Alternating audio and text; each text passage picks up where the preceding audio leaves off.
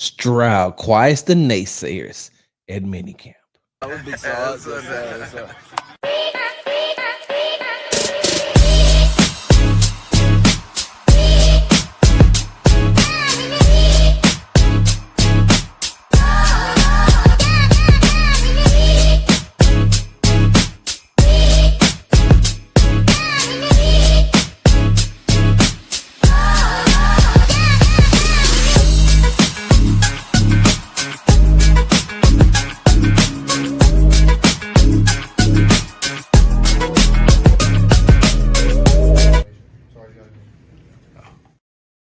Yes, CJ, I do.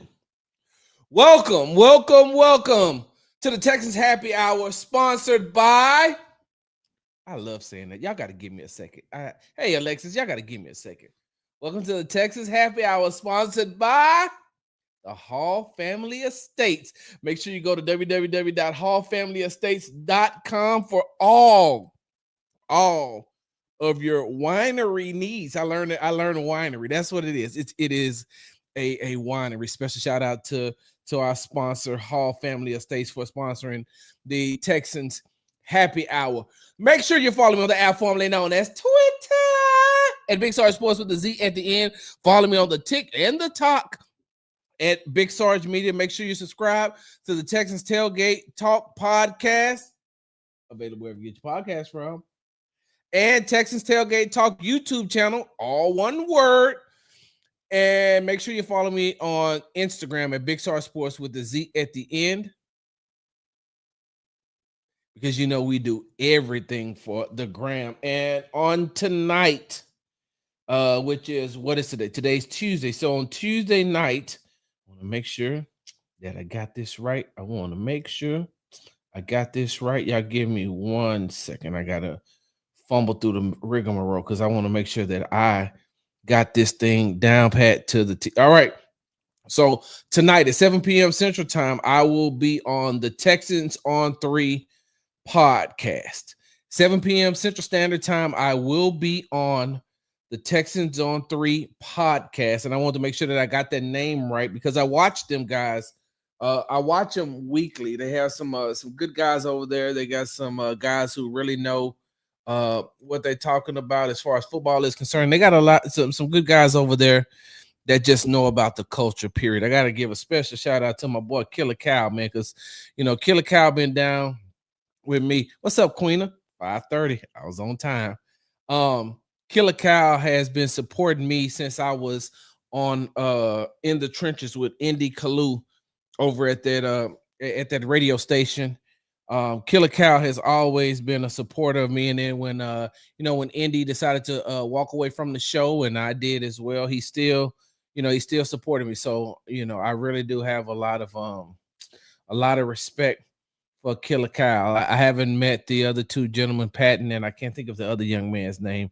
I haven't gotten a chance to meet them in person, but I have met Killer Cow in person, and he is a very, very, very good guy. So I appreciate them having me on at 7 p.m. Central Standard Time on Tuesday night. And if you don't get a chance to watch it live, run it back.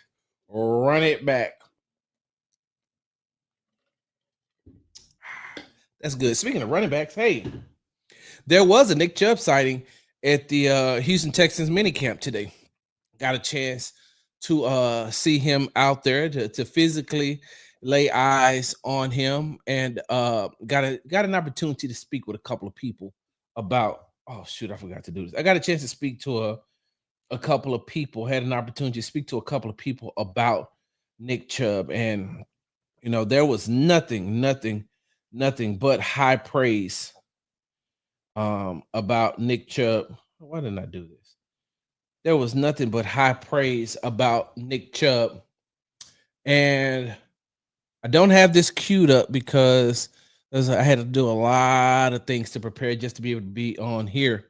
But let me see if I can pull this thing. Y'all give me 1 second.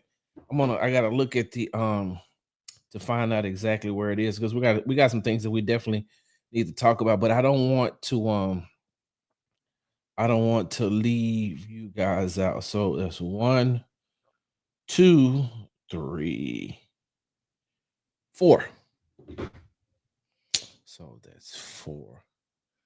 Let's go here. Video file. I'm going to open that up. Let's see if we can. He's doing everything. All right. Yeah. Injury and with the first and foremost with their him, making sure we're doing. And so that's why the decision was made about CJ. I think you guys saw him out. And the injury history, we understand. I think he looked pretty fine to me. So this is the question that you're about to hear is myself asking Houston Texans head coach DeMeco Ryans, did the injury history. Let me make sure that I got the question just right. Give me 1 second. So I asked DeMeco Ryans, was there any injury concerns about running back Nick Chubb? Is there any concern about the last 2 years he's had with the knee injury and with the broken foot he sustained 6 months ago? With the Nick and the injury history, we understand his history, but we don't dwell on that. We're giving him an opportunity, and we'll see how it turns out for us here in Houston. One thing I can say from a guy who's come back from injury, it's just about the work you put in. You're really not the same, like a few months out after injury. It takes time to get back when you can work out and not be worried about rehabbing and working out. Sometimes when you're rehabbing, you're just getting yourself to the starting line and you're not really ready to win the race. So I think when you take the time to recover and you can truly work out and put the work in and dedicate to your craft on playing the position really well, that's what helps you to have a good year that following year. And I think Nick has put himself in position to do that. And so that's one of the things that I wanted to I definitely wanted to ask Coach about. That's one of the things that I wanted to ask Coach about. What did the injury history come into play at any point in time with them signing Nick Chubb? Because I think that's that's an interesting, that's something that stands out, something that you have to ask. And so when you heard his answer right there, I like the answer that he gave. And like I said, there's a lot of people who had a lot of good things to say about Nick Chubb. What I've said right here on this show was, if you can get 75% of Nick Chubb from 2022, then that's a win. I said that on numerous occasions. I also said that what Nick Chubb can bring to that running backs room, especially in mentoring younger running back who looks a lot like himself in rookie running back Woody Marks out of USC. If you can get him in there to mentor, Woody Marks, you got it, right? You got it. So, like I said, I got an opportunity to see. He went through some drills, but he really didn't participate in the 7-on-7 or the team drills, the 11-on-11s. Maybe we'll not get an opportunity to see that tomorrow, or maybe they won't show us until training camp, but we'll get a chance. We'll get an opportunity to see. On Wednesday, we'll have an opportunity to speak with Nick Chubb. He will be at the podium talking to us, and I'm pretty sure he's going to get asked that question a lot. I know that I'll probably ask him the same question that I asked DeMeco, just to see where his mind is, just to see where his mindset is, just to see how the rehab went, just to see where he is right now. But Queena brought up something real quickly, right? And this is what I want to talk. She says that she likes DeMeco's statement about CJ. He was adamant about going out. Oh, CJ threw today, right? Let me bring that back one more time. See how far he gets, come back training camp, ready to go. All right, so let me go to the transcript right quick, you all. So the question was, he was asked about how did CJ Stroud look throwing at practice today? And here's his answer. Oh, CJ threw today, right? All right, yeah. Right there. Hey, look, let me tell you something about let me tell you something about DeMeco. DeMeco has that natural blend of street sense and common sense and book sense. Like he has all of that. And so everything that he does is calculated, but it's also funny, because I've talked to Coach on numerous occasions. I've talked to Coach on numerous occasions off the record. And one thing that he always brings up is, and I've said this, and I've shared this story with you all before, but I'll share it again. So he's from Bessemer, Alabama, right? Bessemer, right? And so when he got hired, they had the media inside of the team dining facility.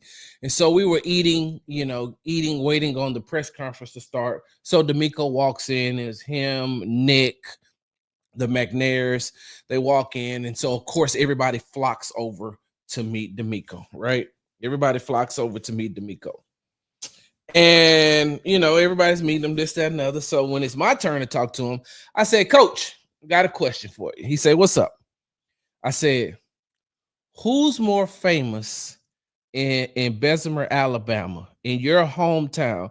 Who's more famous, you or Gucci Mane?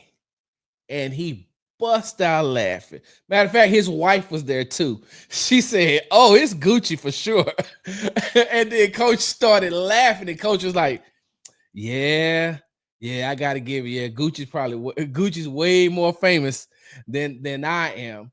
And then he said, man, you took the time to research that? I said, yeah, I know you from there, Jameis Winston from there, Bo Jackson is from there, and Gucci is from there. And ever since then, that was the connection Coach and I made. And so when Coach and I have these different types of conversations, I talk to Coach a lot off the record as well. He's one of the most down-to-earth people that you ever want to meet. He always gonna shoot it to you straight. He ain't gonna sugarcoat it, no way, no how. But he also wants you to not sugarcoat it with him. And so, when you're talking to him, when he's in these press conferences, I'll be laughing. He catches me laughing sometimes because I know exactly, pretty much exactly what he's thinking and what he's doing. I'm like, I can see it. And plus, so I'm older too. So, I pick up on these old school. DeMeco got a lot of old school traits and a lot of old school ways. So I'm saying that to say this. Hold on. Oh, CJ threw today, right? All right. Now he's looking directly at me. So I'm cracking up right now. Like I'm cracking up and I can't hide it. I'm laughing. So I think if you look at the video that I had, I don't think I put that video out, but on my video, you make it hear me laughing, but I'm laughing. That's why he's looking at me and I'm looking at him because we know. Just the CJ's a competitor, and last week CJ, he was adamant about going out and practicing. It just shows the type of person that CJ is. But for me, as a head coach, it's important for me to just make sure we're protecting him, making sure we're doing what's best for CJ, and not really worried about the outside opinions or other people. Nobody knows the information about our players more than me. And so I'm going to make sure I always do what's in the best interest of our players, first and foremost with their health and wellness. Y'all give me 1 second. I want to bring this back, and then I want us to talk about it. And y'all know, look, this is the Texans Happy Hour, sponsored by the Hall Family Estates. Make sure you go to www.hallfamilyestates.com for all your winery needs. We got a sponsor, but y'all know on the Happy Hour, this is the type of stuff we do right here on the Happy Hour is we break things down. We stop. We create our own format here at the Happy Hour. I want you to listen to something. Out and practicing, it just shows the type of person that CJ is. But for me, as a head coach, it's important for me to just make sure we're protecting him, making sure we're doing what's best for CJ, and not really worried about the outside opinions or other people. Nobody knows the information about our players more than me. Right there. You hear what he says, right? You heard what he said. He ain't worried about what the outside naysayers outside people have to say. He's not worried about nothing that goes, and he's telling you the truth. He don't care about none of that other outside noise. And you heard what he said. Nobody knows my players, or nobody has the type of information more than me. And so when all of these rumors started to fly around about the reason why CJ Stroud wasn't throwing at voluntary OTAs, and then he came out and he said, he has general soreness, right? He said he has general soreness. And then everybody wants to rip him for that, saying that, why did it take him so long to tell us that he had soreness, and why this and why that? And then when he got the question about did CJ have off-season shoulder surgery, and what did he say? Hey man, I'm not taking no more questions because I gave y'all the answer. Now I may not have given it to you in the time the manner in which you wanted it, or in the time frame in which you wanted it, but I don't have to because I'm the coach. I'm the coach. And so I love what he said right there. And so I'm going to make sure I always do what's in the best interest of our players, first and foremost with their health and wellness. That's always on the forefront of my mind. And so that's why the decision was made about CJ. I think you guys saw him out throwing today. I think he looked pretty fine to me. Yeah, say it again. Before the question was asked, he looked directly back at me and started laughing. I'm telling you, I be laughing. Even in the press conferences where I sit, they'll ask DeMeco a question on one side of the room. He'll start answering it, and he'll look at me, and then I'll look at him, and I just be like, yeah, all right.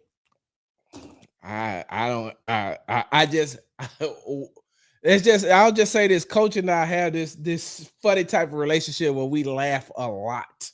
And that's why I cannot wait until I'm able to have this one-on-one with him like I did last season. I can't wait till before training camp starts. I get that one-on-one with him so we can we can have a talk. But I love the fact on what he said, and especially about what he said about Nick Chubb as well when I asked about the injuries, and then what he said. And we're going to believe me. What's up, Larry? What's up, J Rock? Some people that came in here.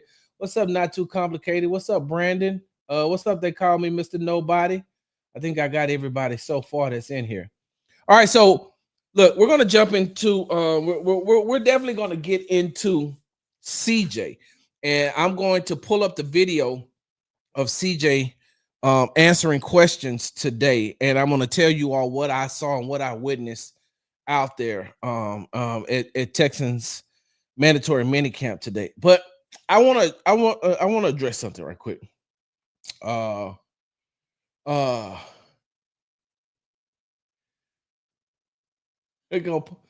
you mean, Top Cat? I don't get it. We're gonna have to discuss. Hit me up on in my DMs on Twitter. Big Star Sports with a Z at the end. But what's good, Top Cat? What's good, Damon? So look, let me say something right quick, right? So I said that I tweeted this out, and I said that we're gonna definitely have to have a conversation about the offensive line today, right? And then I wasn't the only one that tweeted it out. I won't say the names of the people who were actually at minicamp today too, that tweeted out pretty much the same thing that I said. I didn't say it verbatim, but pretty much said it the same way that I said it. And yet I'm the only one that got the backlash. The Sarge don't know what he's talking about. Sarge, you must be bored, or what can you observe? What are you observing in just shorts and shirts? Okay, so cool. You want to ask me that, but why you ain't asking these other people that? Who said the exact same thing? So how is my observation wrong? And y'all see I'm laughing because it's hilarious to me, because I'm not gonna stop. These people be talking about, Sarge, you need to stop. And you know what I always reply? Nope, not gonna do it. Because you're not gonna tell me you're not gonna tell me how to report. You're not gonna tell me not to report what I'm seeing. And you're not going to sway me from what I see. What I see is what I see. And like I said, I wasn't the only one that seen it. And so that was just funny to me that, and I think that sometimes that you have some people who get too comfortable.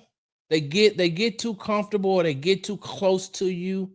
And then they just feel like they can talk to you any type of way, or they can come at you any type of way. And I'm cool with that. Everybody, look, I'm not going to give you the rules on how you approach me, how you feel like you should approach me, or you talk to me how you feel like you should talk to me. But just know that my response may not be the response that you want.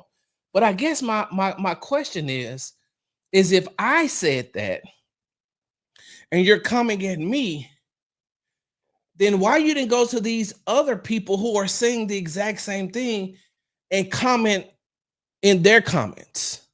Why is it, what's up, Senior Boble?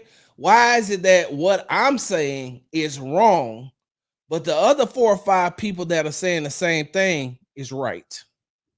I don't get it. I don't understand that. I don't understand that. I tweeted out that we were going to have a talk about the offensive line. We were going to have a talk about the offensive line. And then people started commenting about me talking about the offensive line. And I said, okay, I'll just wait. And I'm going to talk about what I'm going to talk about, what I seen on the happy hour. And then I seen another one of my colleagues that had tweeted out the same thing. So I went in their comments. Hey, I don't see nothing. One dude quote tweeted me. Oh, sorry. I think he said, oh, this dude must be bored or something, because he quote tweeted my offensive line tape. So I said, cool, let me go in and look. Nothing. Like, now how they think that, how they telling me I'm wrong, but they ain't going over there and saying they wrong? Okay, cool. No problem. Oh, well, wait, hold on. This dude just, like, this dude is saying what me and the other guy said. And then this guy saying what this guy said and what this guy said and what I said. And so the narrative is out there, but why is it always that Sarge is wrong? I don't get it. But we ain't at the happy hour to have, well, you know what? Sometimes, you know what? I was talking to Case, which is CJ Stroud's personal barber. Now, he cuts other players in Texans hair, but Case, I was talking to Case at Frank Ross's coaches cut event on Friday, right? And for those of y'all know, Case is prior military as well. And how he ended up in Houston was when CJ got drafted. CJ was like, hey, man, I know you're cutting these Cleveland Browns players' hair. I know you're cutting the hair of the Cleveland Cavaliers players. I know you're cutting the hair of the Ohio State players, but I need you to be with me. I need you to be my personal barber. So CJ moved him here. So Case is a really good dude. Case is prior military. That's how him and I bonded at one of CJ's CJ Foundation, one of his events. So Case is going to be on the happy hour. Him and I are already, you know, working it out so he can come on the happy hour and just talk. And when I have him on the happy hour, it's going to be one of those things where, of course, we're going to talk football. We're going to talk about his relationship with CJ, but we're also going to just talk about, because I think June is Men's Mental Health Month, right? I think it is. And so, but even if it's not, we're going to talk about just the mental health aspect. And I prefaced all that to say that I told him, hey, man, you, meaning a barber and a bartender, like y'all are topping your craft in what you're doing, but you also got a second job. Like, you're a barber, but you're also a therapist, because everybody talk to their barber. My cousin is my barber, and I know. That's why I always tip him good, because I know he done just played therapist for me. And so when, you know, a barber and a bartender, those guys are therapists. So I was about to say, hey, man, y'all didn't come to the happy hour for therapy, but I mean, sometimes when you go to the bar, you meet some people, you talk to some people, and you have some therapy, right? I digress. So this is what I seen, right? This is what I seen when I'm watching the offensive line, right? Now, don't get me wrong, because as I'm watching, there aren't too many offensive lines in this league that have tackles that can contain Will Anderson Jr. and Danielle Hunter. It's not. It's not a lot that can contain them. There's only one player on the Houston Texans offensive line that I've seen that's been able to hold his own. And he beat them sometimes, and they beat him sometimes. But he holds his own, and that's Titus. Titus is the only person that I've seen go up against Will, only person I've seen go up against Danielle and hold his own. They beat him on some plays. He beat them on some plays. But other than that, I don't know anybody else that's on the Texans offensive line that can stop those two, right? I don't. And like I said, it ain't too many. There's not too many offensive tackles in the league that can stop them, right? Right. So when I'm watching, I'm not looking at them trying to stop these guys. What I'm looking at is how they're reacting. How are they reacting? What are they doing? This is Blake Fisher's second year, right, with the team. He's playing tackle. Cam Robinson has been in the league for a while. Ariante, who's been getting some reps at left tackle, this is his first year in the league. He's a rookie. I don't expect a lot to go on like I will at training camp. In training camp, when they put on the pads at training camp, it's going to look different. I know that. I understand that. I have been covering this game long enough to know the difference in rookie minicamp, voluntary OTAs, mandatory minicamp, training camp, practice, and games.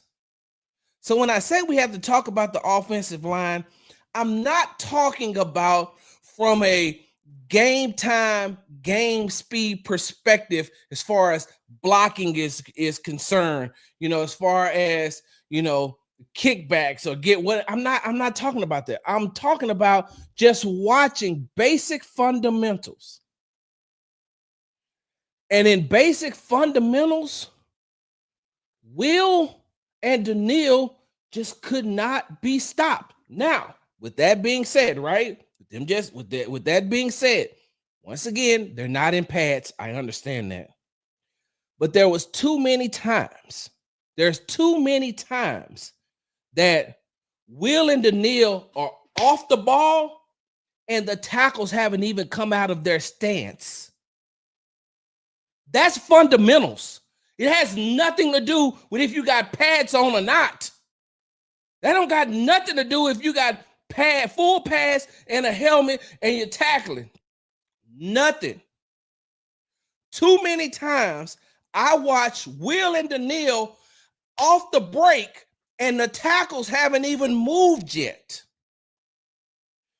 The one that I tweeted out that DJ Bieneme from ESPN also tweeted out, Will and Daniil got to CJ so fast that when they first turned the corner, they could have high-fived each other. But they were going at such a rate of speed that they ran into each other. They ran into each other to avoid hitting CJ. They were off the ball. It was almost like they knew the snap count. These guys haven't even came out of their stance yet. They haven't even gotten out of their stance. That's basic fundamentals. That's what I'm talking about.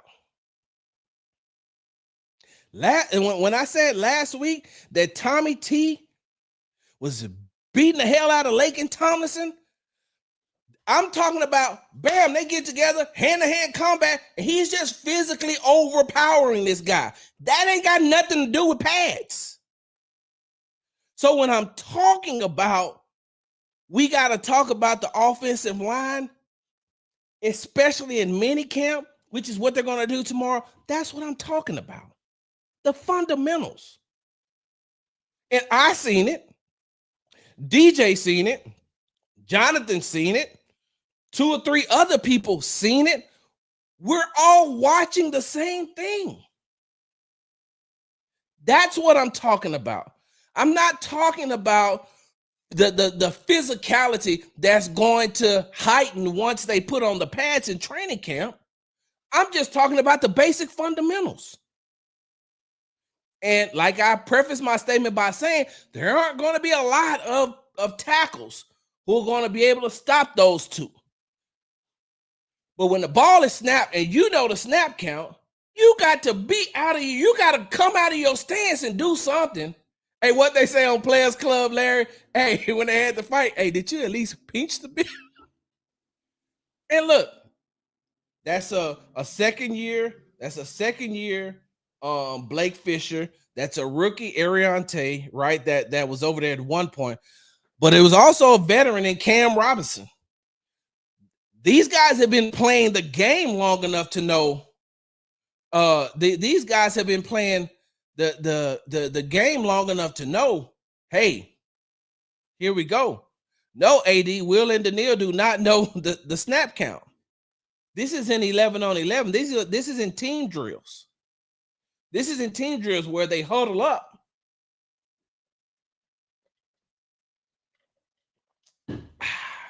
So that's what I'm saying, right? Hold on. Now, y'all know Sarge ain't finna tweet out everything. Sarge got notes. So what I put, one of the battles that I did like, one of the battles that I did like seeing was Ariante and Derek Barnett. And it was a good battle between the two of them. But the one thing that I liked about it was Derek Barnett, if he beat Ariante, he'd tell him exactly how he beat him. He was talking to him. See, it looks like, and I'm not for sure because I was trying to watch, but I couldn't tell if it was actually. It might look like he was talking to him like during the play, but he was out there trying to help his teammate. So that was one of the battles that I watched.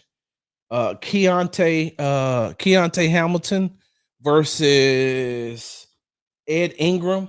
That was a good battle. They did have some good battles on the interior. I think that Sarah asked me about Titus, and Titus held his own. You could tell that Titus is still trying to get used to playing the right guard position. And so that's something that if they're going to stick him there, something that we've talked about here a lot. If they're going to keep him, if they're going to stick him there and keep him there, then I'm thinking by the time training camp, by the time training camp would have would start, that he should be, a little bit more acclimated by him getting some more offseason work in, and then we'll see by the time the second preseason game comes around. And so that first team, why do I have 274s? That first team was Cam Robinson was at left tackle.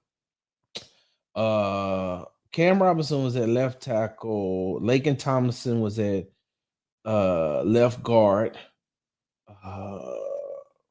Jake Andrews was at center. Then you had Titus at right guard, and then you had Blake Fisher at right tackle. And so that's just some of the things that I want to talk about when it came to the offensive line. We're going to get into so we'll talk about some other things here.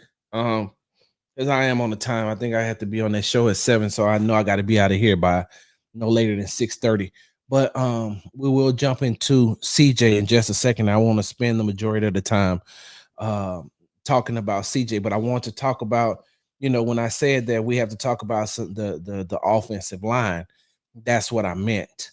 That's what I meant, that, a lot of these guys are, they're going to have to they're going to have to put in some work in the off season to build some type of camaraderie with each other. They definitely need to get together and build some type of camaraderie with each other. And if you're going to play Cam Robinson at the left tackle and you're going to play Blake Fisher at the right tackle, you have to tell them, hey, listen, Will and Daniil they're not going to slow down. They're not going to slow down.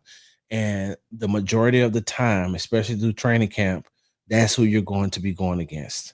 Last year, I'm not going to even lie. Last year, Daniil baptized by fire Blake Fisher. As you remember now,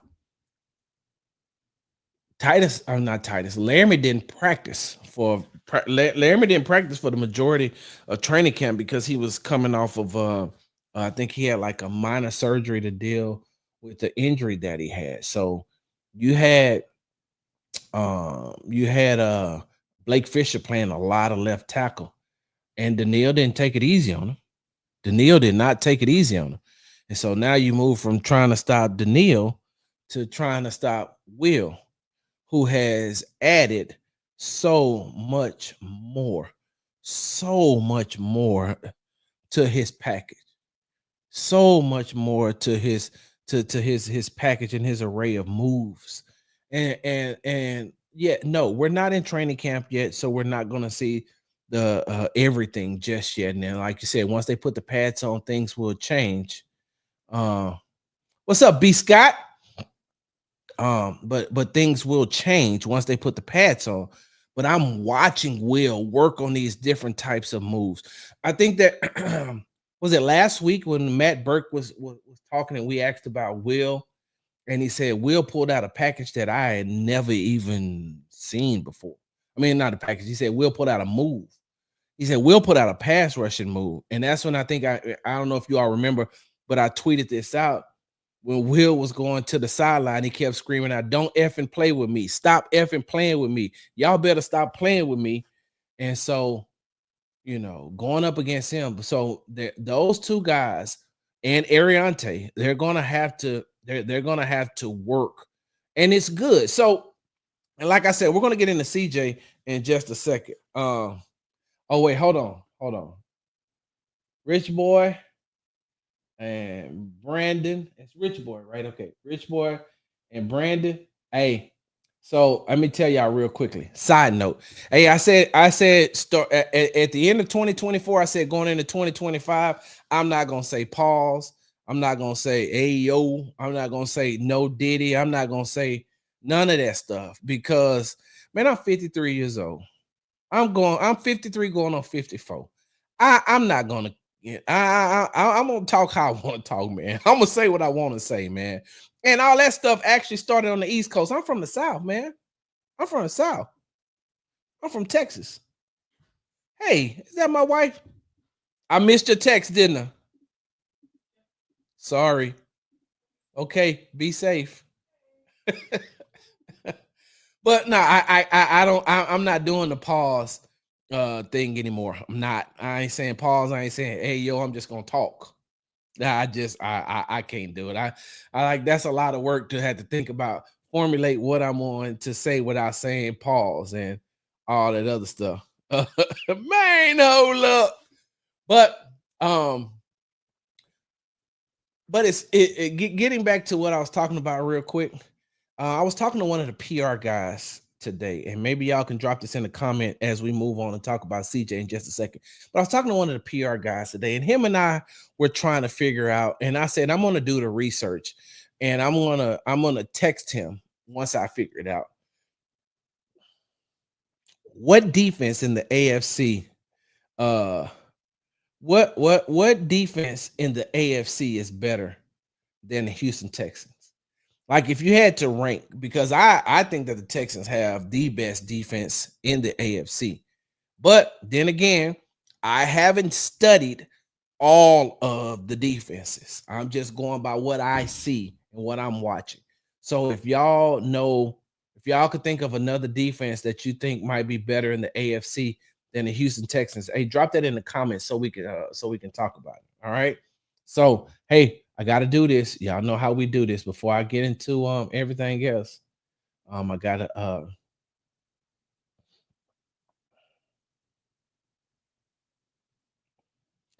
okay. First time I seen a coach not allow a healthy quarterback to throw. Ain't the first time I seen it, but I got it.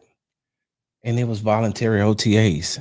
He threw in mandatory minicamp. I watched it with my own eyes. I seen it. Why didn't DeMeco tell people that things that never happened happen? Never happened because they never happened. uh what's up, Senior Boblay? What's up, AD? What's up, J Mac? Uh Lou, what's going down? You say you can explain. Explain what, AD? I don't even know. What's up, AL Evans? That boy CJ is fine. Everybody needs to stop tripping for real. For sure. For sure, my name for this happy hour is 1800 Boblé. 1800. All right. That's the financial. Oh man. Yeah, we want the real explanation, AD. We do. Queen says last year all the local media came back reporting defense won the day consistently. Yeah, and they did. And what happened? Defense won the season. So the offense ain't winning at camp. Then that's how the season goes. Hey, last year, I ain't gonna lie. Like the defense didn't win every day, but they won the majority of the days. Listen, let me tell y'all something about this defense, right? Real quickly. Let me tell you, let me tell you something about these defenses. I mean, about this Texans defense. They got a bunch of dogs. They have a bunch of dogs. When I say dogs, I mean like dogs. They got a bunch of players on that defense. I'm talking about starters and backups. That when you're playing for a coach that you know got your back, and the only thing that he requires and he asks of you is to go out there and give it your all. Whether you make the best play ever or you make the worst mistake ever, it don't matter. Did you do it with effort?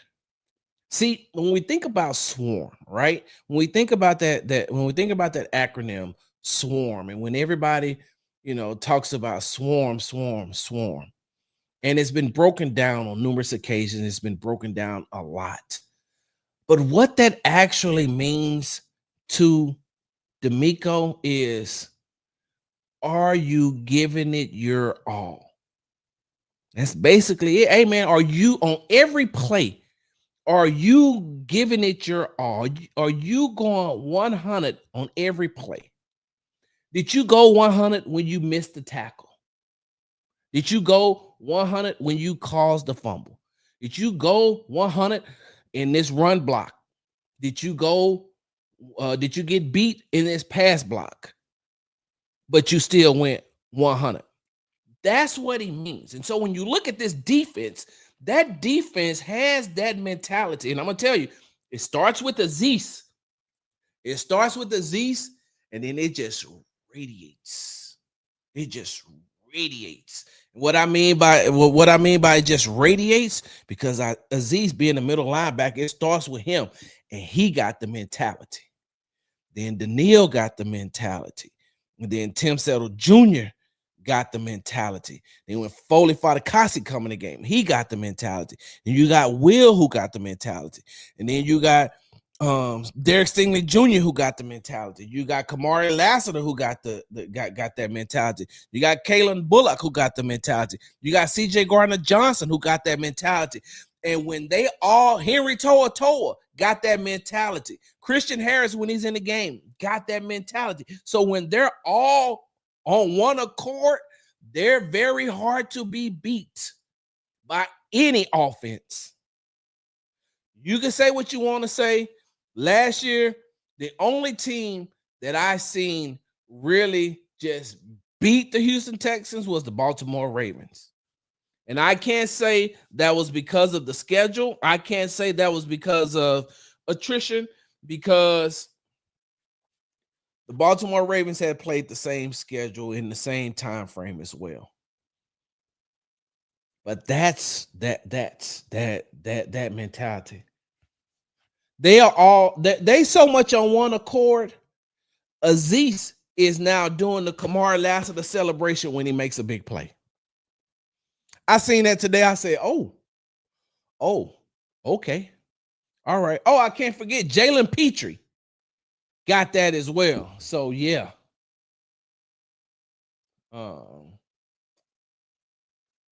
Yep, Will and Daniil is a problem for any O-line in the league. Our defense is down pat, get the run speed pat. Yep. I saw Titus on the ground in a video last week, and no one mentioned that. Just that Lakin Tomlinson got beat. Hey, but Lakin Tomlinson is a guard, right? Though, Sarah? Like his natural position is a guard. Titus' natural position is left tackle. I mean, right tackle. He's a tackle. Can Popovich get them into position and install some level of discipline and technique necessary? Yes, J Rock. Yes. I'm gonna go on record by saying that. Yes. Here's what I would tell you, Sarge, which I know I don't need to. People have a right to critique and critiques, and you have a right to not give a shit. we all exactly. We all just talking sports. We all just talking sports. Yeah, Brandon was out there. He was out there today. Oh, the Broncos. Hey, the Broncos do. The Jets got, yeah. Okay. Rich boy say, yeah. Hey, yeah, the Broncos. Yeah, the Broncos. Sheesh, yeah, Sarah. The Broncos do got a hell of a defense. Jesus. They do have a heck of a defense. I was just talking about in the AFC. Just in the AFC. My bad. I see what y'all talking about. Oh, yeah. So I see what you're talking about. Y'all talking about the Vikings beat the heck out of the Texans, right?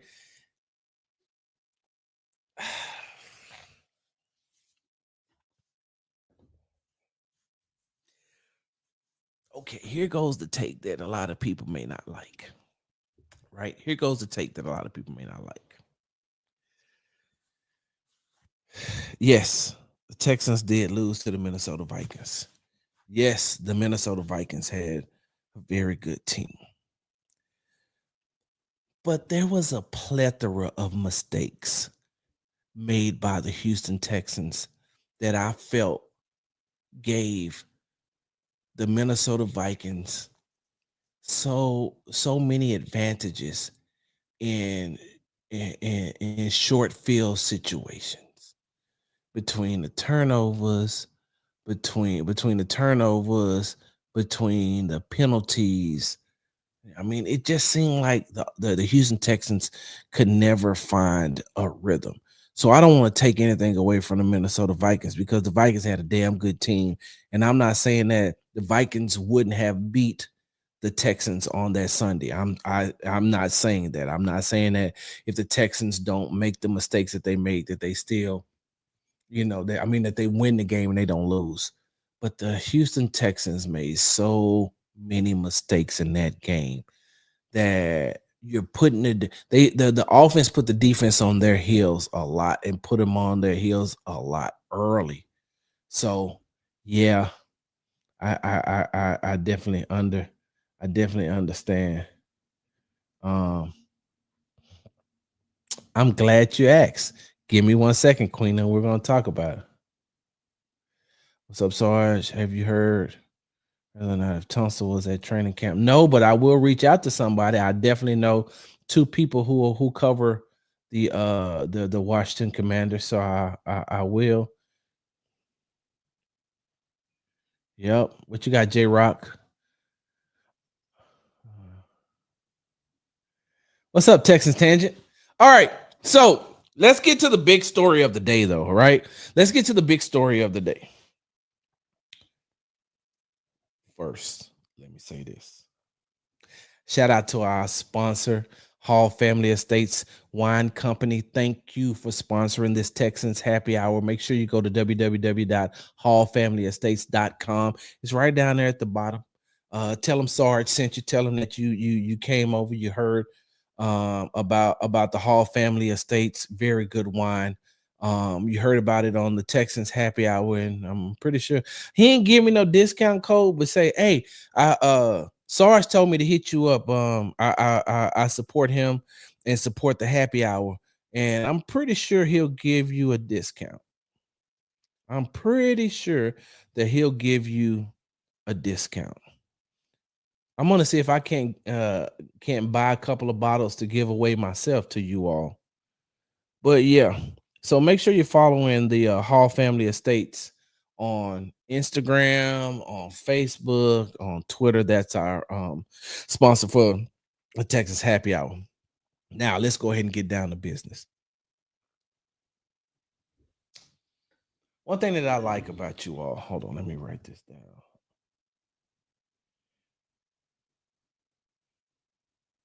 One thing that I like about you all, the one thing that I like about you all is good, bad, indifferent.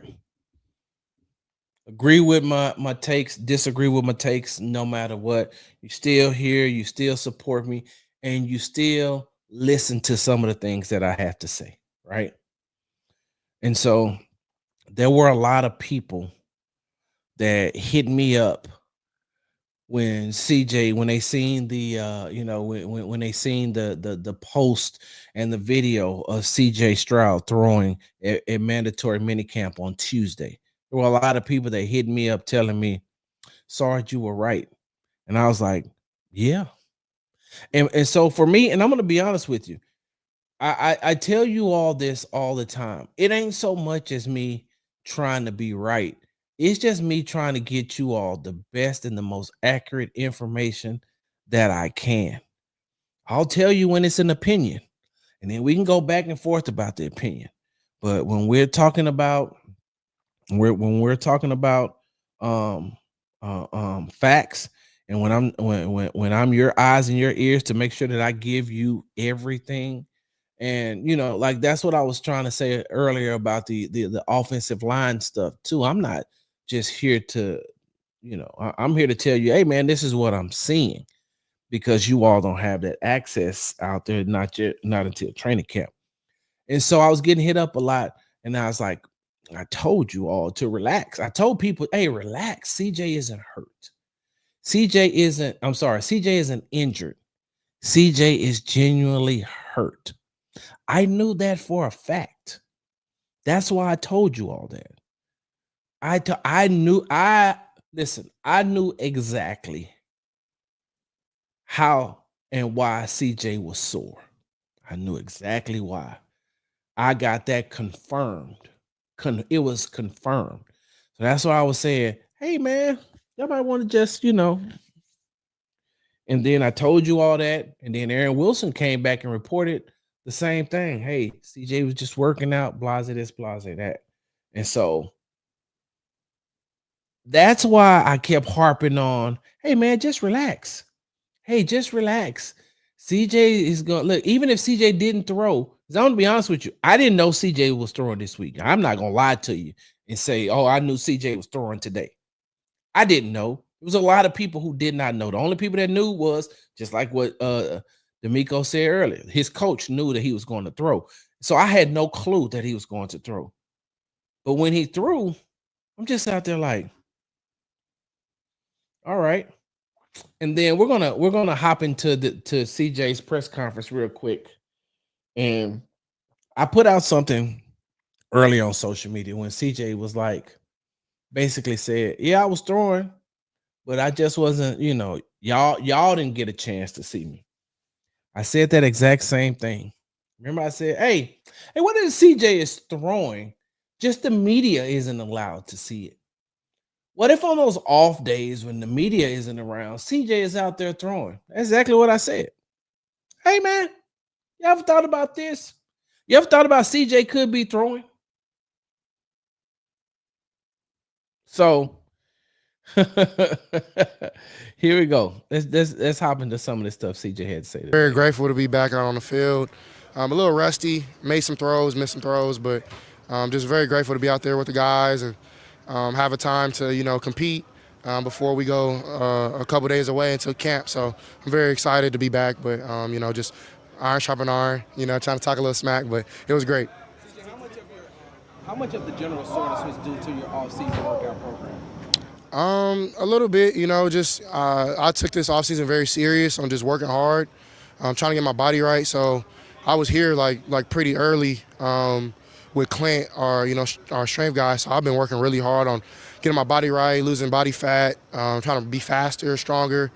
And it really went really well, but there's always risk and reward, so there's always risk to working hard. So, it was a great off season. I think I got that done, but also, I wouldn't say that was the reason why. Just a lot of everything, so. Besides, they want to make sure they were taking care of you. That was the priority. How much do you appreciate that the organization's not, okay, we've got to have this practice, you're sore, go through it, that they wanted you to get right before they put you back out there? Yeah, I'm very, grateful for how they approach the process. I wanted to approach it that way as well. I didn't want to force anything, but also they were listening and trying their best to, accommodate me and what I needed. Our training staff did amazing. I've been working with them every day, sun up, sun down. So just trying to fight to get back to practice. I've been, feeling to come back, but, in due time. And now, I see, I'm able to throw it how I want, wherever I can, and have some accuracy also. So, I'm very grateful that they approach it that way, but, I'm happy to be back. Throwing program through the rest of the offseason? Any setbacks? Yeah, I was already throwing, before you guys see me out there pretty normally. I think y'all don't have much to talk about, so everything is blown up in the off season. So I'm fine, man. I'm really okay.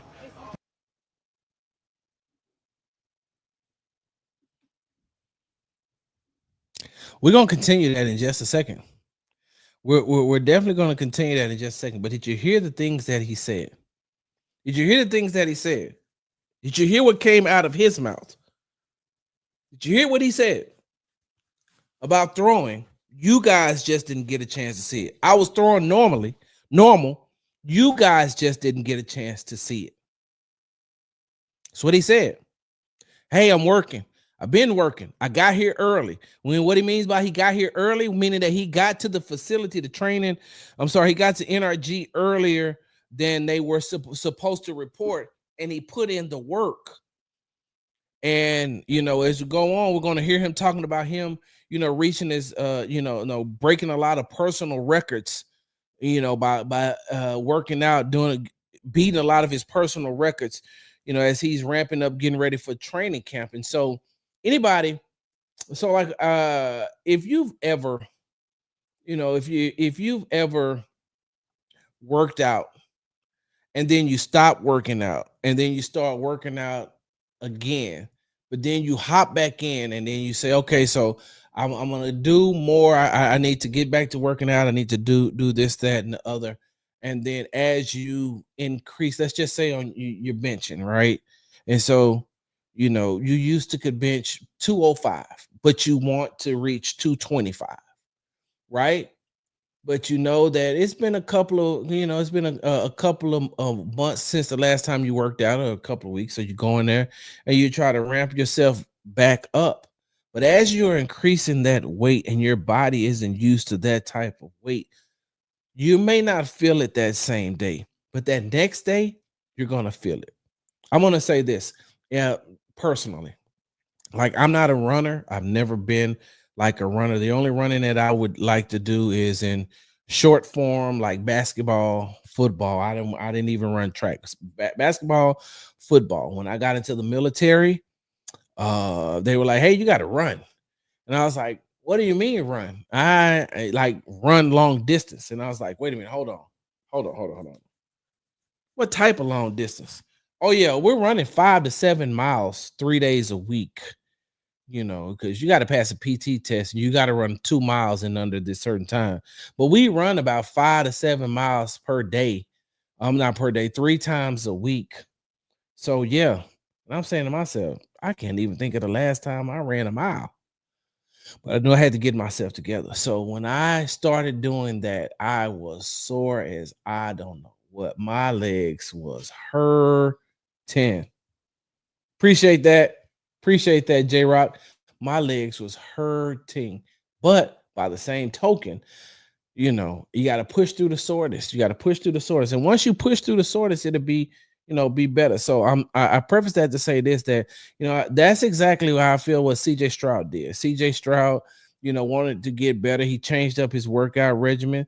And that workout regimen probably caused him to be sore, probably caused his, his upper body and including his shoulder to be just a little bit be tight. And so maybe it was sore. So maybe, him taking these couple of weeks, in OTAs and now in minicamp to get his arm back together, maybe, it was sore, and it was sore from working out, which is what we all discussed. But CJ saying that, it was just the off season. People just needed something to talk about. Let's hop back into it.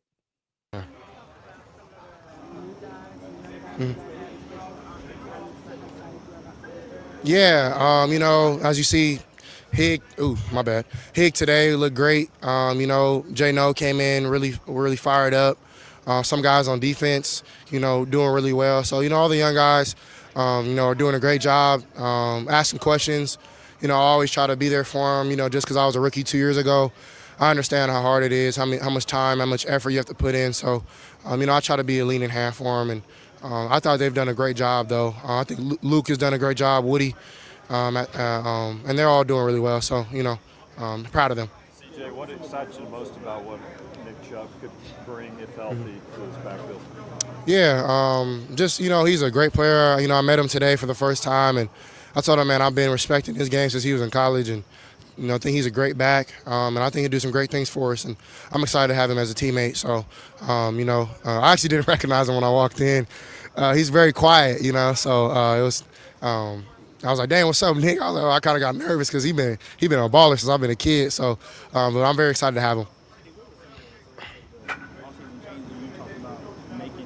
Early in the year, and what do you hope that they do or add to your game? As in. You said you came in early to try to, lose some body fat. Oh, okay. What were some of the results of that? Yeah. What do you hope it adds to your game? Yeah. The goal was just to be bigger, faster, stronger, like every off season, but be more intentional about it. So have more fluidity in my hips, lose a couple pounds, run faster, and I got all those done. I think I PR'd on almost everything this off season, which has been really dope. So, shout out to Mike Clint. Clint's been with me every day, and he does a lot of. He had a track background, but is bought in and done a lot of things with us as quarterbacks. So I'm very, very grateful that we got these things done. But now it's ball time, and this off season will be very important on getting back with my throwing regimen and with my guys in LA. So I got those things done, and I'm grateful for it. So does that translate onto the field? Talk about having more fluidity in your hips. Is that to throw the ball further, or do you want to be faster, to get out of the pocket faster, move around? Or just how does that translate more into the game? Just everything, yeah. Pocket, mobility, running out the pocket, throwing the rock. Everything kind of works hand in hand. So a little bit of everything. But what excites you the most about this Nick Caley's offense? Him as a person. I think for me, I buy into people. I really don't buy into system. I kind of have that thing about life. It's the people and the relationships that kind of take things and make it rocket ship to the stars. So just him as a person, man, he has probably the most juice I've ever seen in my life. Just naturally. I'm a very laid back, chill guy, except for when I'm in between the lines. But he's 6 a.m, he's up, he's at it. So that kind of gets me motivated. And just how he buys into his players, and he calls me a lot. I don't always answer because he always yelling and stuff. But I appreciate it though, and it's it's been great. He's implementing a lot of things he's done in the past, which is important as well. The system is important, and he's doing a great job. As you guys have seen, we've been able to have a pretty good OTA off-season program. From what you guys can see, and even things that y'all can't see, building that foundation so we can rocket ship once we snap that ball, against LA. So, I love Nick, and he's doing a great job. Stop right there.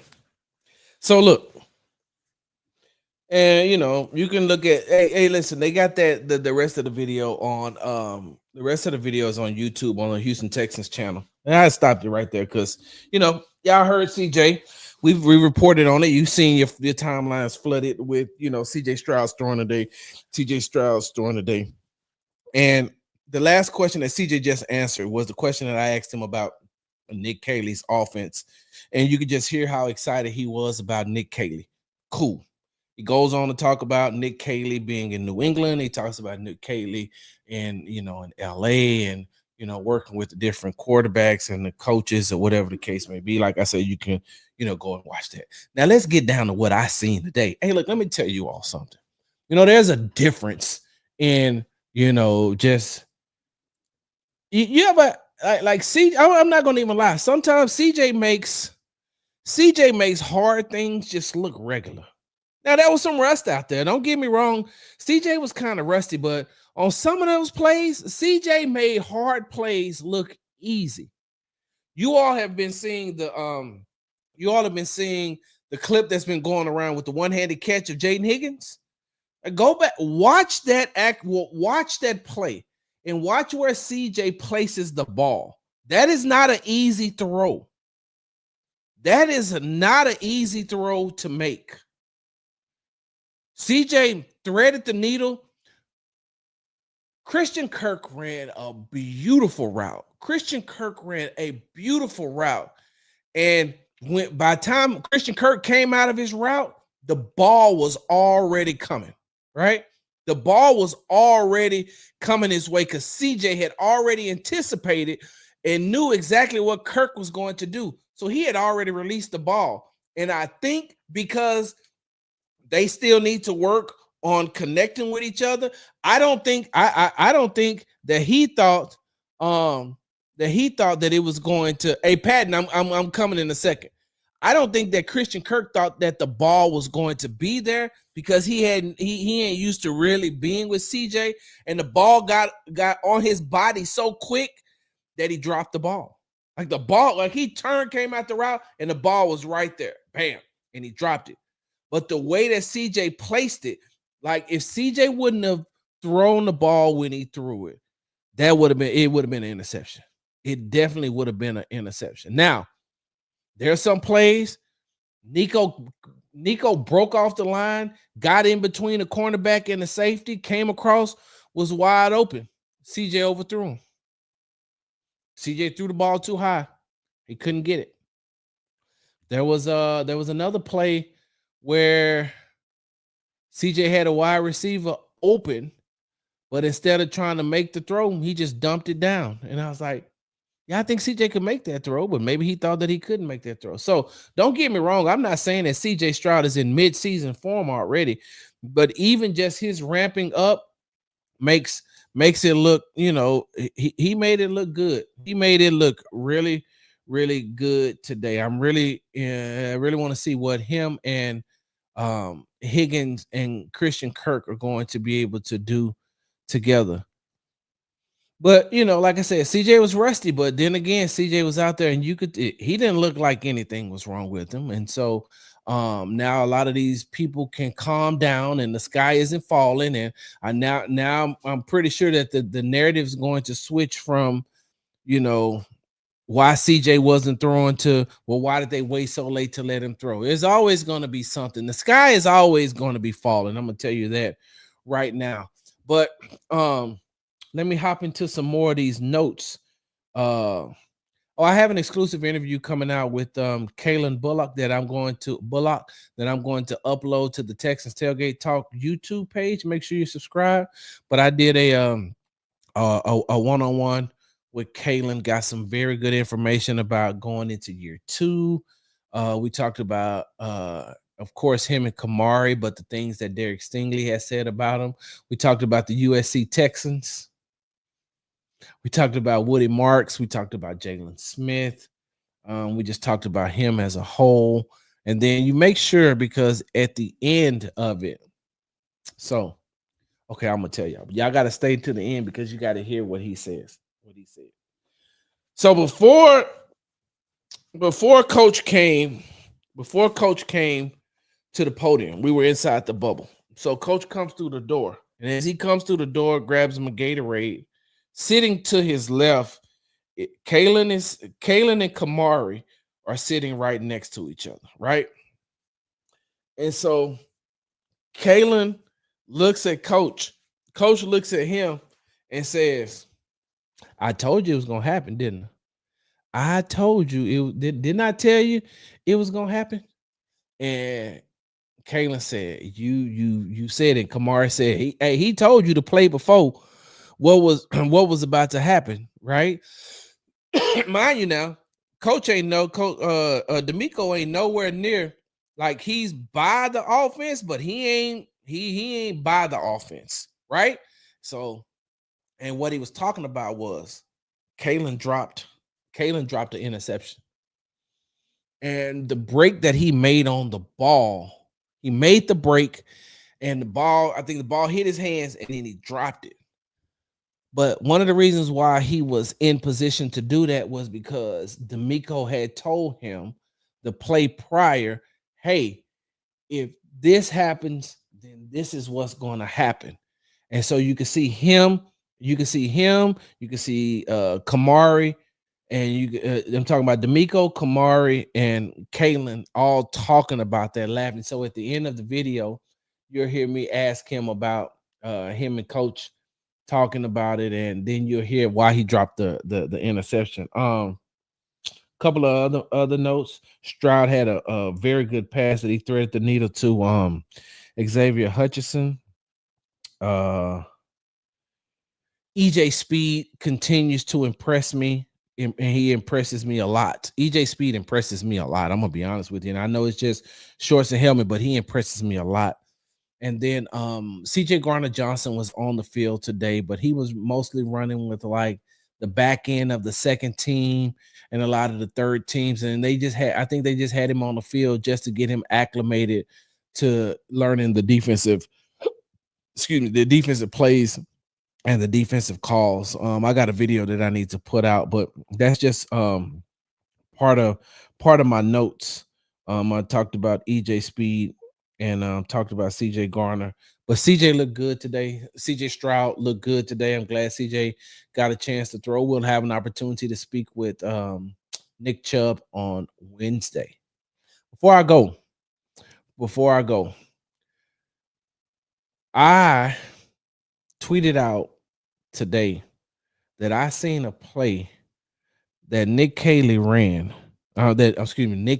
called that made me go, damn. Like that was like, because it was double tights with K Stover, and it was K Stover in there, and it was Dalton Schultz in the but both of them were in the lineup together. Now, the past 2 years, I mean not past 2 years, but last year, I seen a lot of formations with K Stover in the game and Dalton Schultz in the game, and most of the time when you seen both of them in the game, it was for them to block, or it was either for him to block, it was either for Stover to block, and Dalton Schultz would, run the route, or they were in the game for both of them to block. You never really seen any innovative type of things where you was getting both of them out into the route. All I'm going to say is this.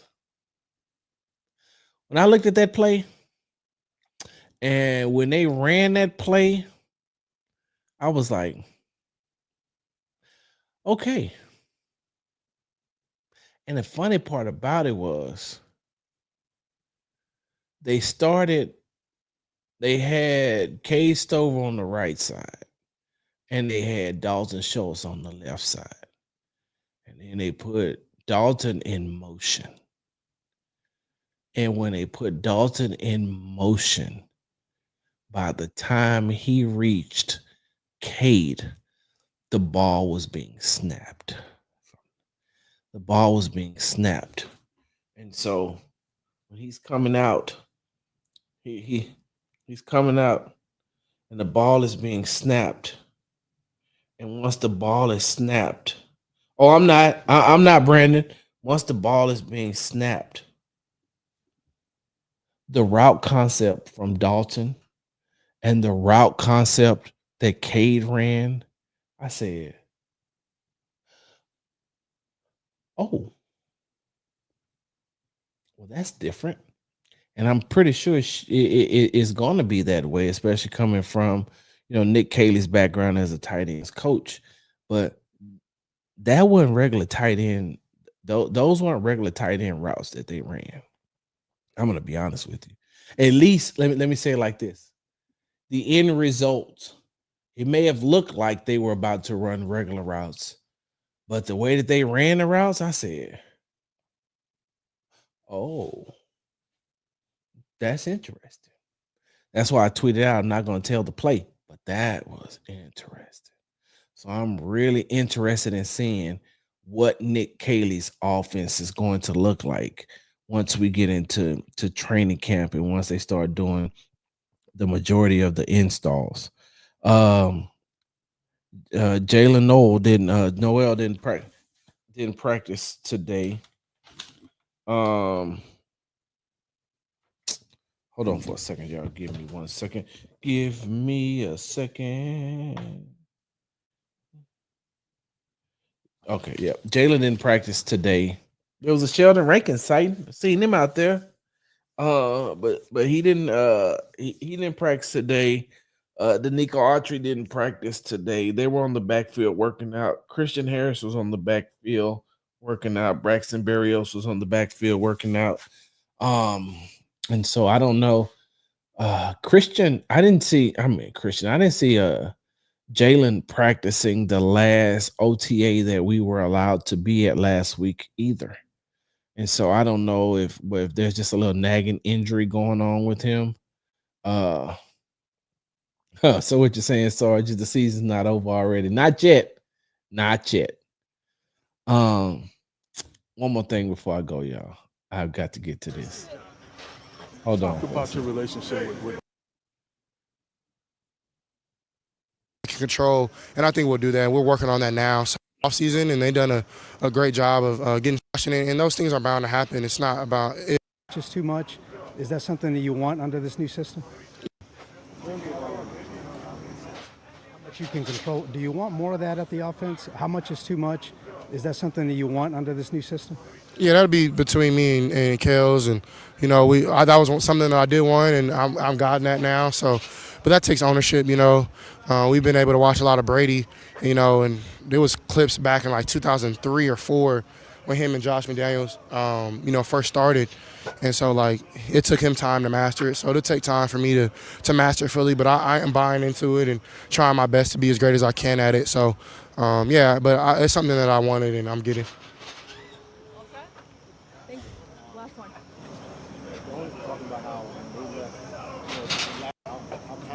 That it's about connection, chemistry on the field. Excuse me.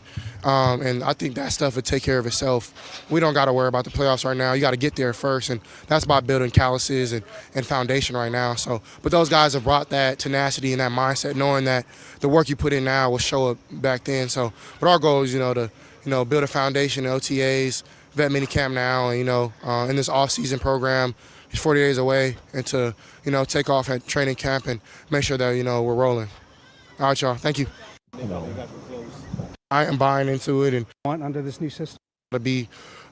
In the past, does that help you when stuff like this comes up? And how is this one in relation to some of the past issues you had with the show? Yeah, I mean, it teaches you not to panic. It's part of the game. Just like how pitchers, they take relief weeks and nights off. The same thing for all throwing athletes. You just got to be precautionary, and those things are bound to happen. It's not about if, it's about when, and you're just doing the right things to come back. So I never thought too much of it. It's not that big of a deal, and I did not get surgery or anything like that. I was fine. So yeah, I'm fine. I'm not. It's not as bad as people are making it seem. That's how I want to get out there.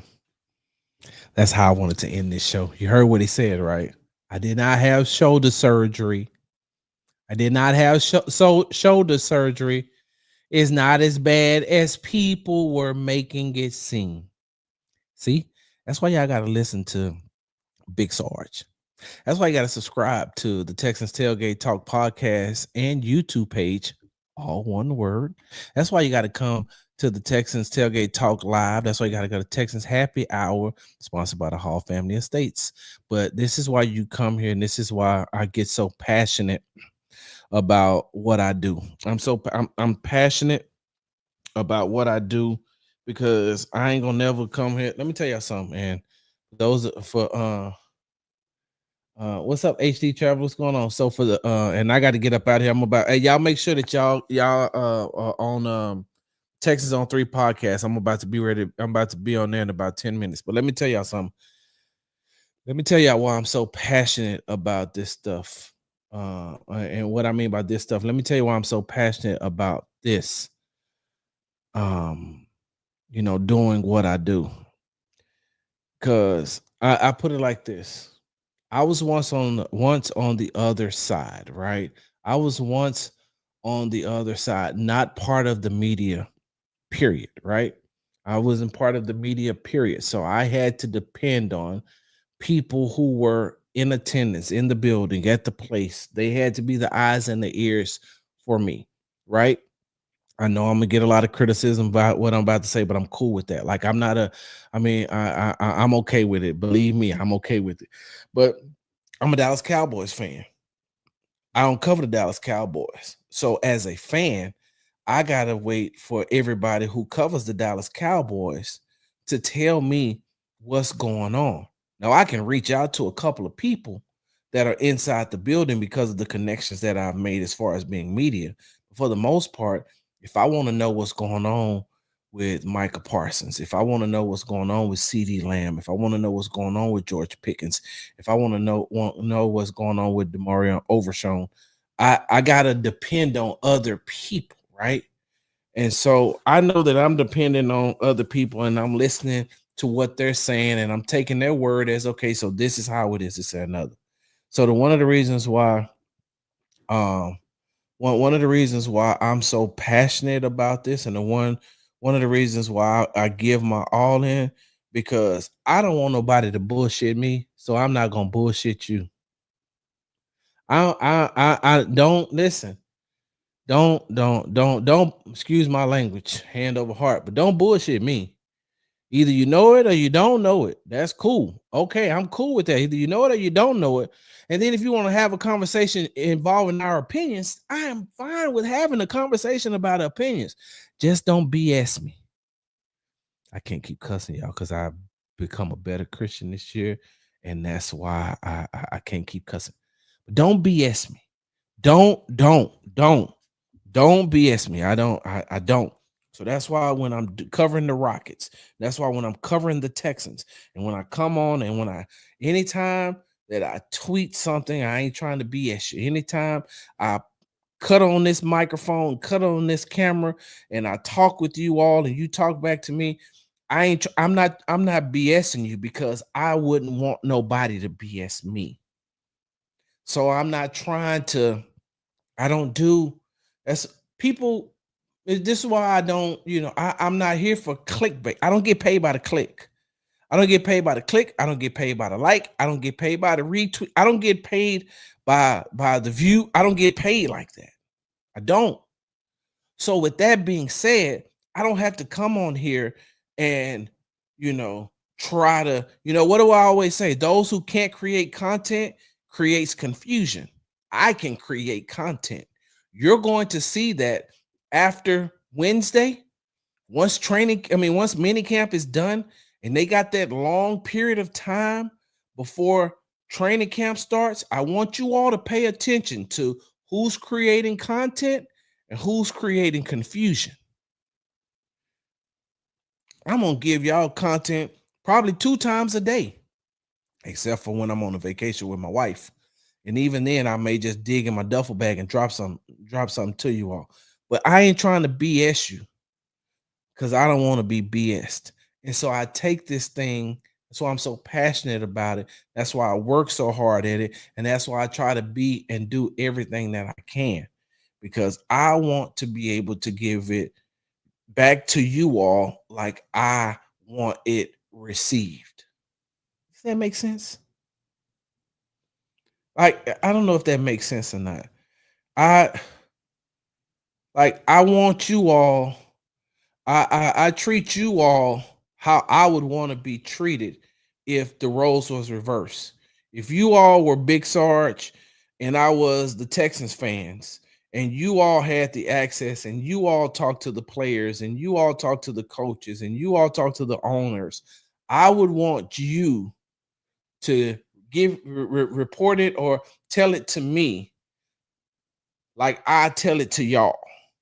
And then I don't give a damn. We can have fun about. And listen, I seen AD was in here. Him and I had a friendly back and forth. Y'all know I'm not finna let none of this sports stuff cause confusion and chaos between me and the person that I have respect for. I ain't got nothing but the utmost respect for AD. And so him and I just disagreed on some things. And that's cool. I love it. Him and I don't see eye to eye on a lot of things. That ain't got nothing to do with us, though. Right? They ain't got nothing to do with us. His opinion is his opinion. My opinion is my opinion. And we just keep it moving. But I'm the one that has the credential. I'm the one that has the access. And if I have that, then it does me no good. It ain't gonna do. Listen, let me tell you something. It don't do me no good to go to Jalen Petrie's football camp, where the Petrie Boys Foundation football camp, and talk to Jalen Petrie and talk to Ladarius Henderson, and then just be like, I'm good. Oh man, me and Ladarius had a great conversation. What? What about the people who couldn't be there? They want to know what Ladarius has to say. Hey man, I watched Kamari Lassiter make a hell of a play on Jerry Wayne, and then I watched CJ Stroud throw a perfect touchdown over Kamari Lassiter to Justin Watson. Like, that's the type of stuff y'all need to see. Y'all not out there. Y'all don't know. Kamari Lassiter made a great play, and then Kamari Lassiter got beat. It happens. So that's all I'm saying, man. I got to get ready to get up out of here. I appreciate this. So I don't get a chance to watch SNL. Is that Cody and Landry Locker? That they do SNL? I don't get an opportunity to watch a lot of people's content because I'm too busy trying to make sure that I can create my own and make sure that I give you all the best. And so I don't know if that's them or not. I don't know. I know they have a show. I just don't know the name of it because I don't watch it like that. So, and that's no shot at those guys. I have so much other stuff going on. Like, side note, like later on this week, I got an exclusive one-on-one interview that I got to put out on the Rockets Wire from conversation with our man Thompson from Los Angeles. That's a story for another time. Oh, they're gonna kill me. I got 2 minutes. Hey, thank y'all for watching the Texans Happy Hour. Hey, we may do a morning show, so y'all turn them freaking alerts on. Turn them alerts on, and we're gonna do us a morning show maybe tomorrow before I head back out to Texans Minicamp, and we get an opportunity to see Nick Chubb and talk with Nick Chubb on Wednesday. You've been tuning in to Texans Happy Hour, sponsored by the Hall Family Estates Wine Company. Make sure you're following me on the app formerly known as Twitter at Big Sarge Sports with the Z at the end. Follow me on the Tick and the Talk at Big Sarge Media. Make sure you are subscribed to the Texans Tailgate Talk podcast, available wherever you get your podcast from, and the Texans Tailgate Talk, all one word, YouTube channel. Make sure you follow me on Instagram at Big Sarge Sports with the Z at the end, because we do everything for the gram. And hey, pretty sure I'm going to see you all on Wednesday morning. Today is Tuesday, right? I think so. Big Sarge, I'm out. Big Sarge.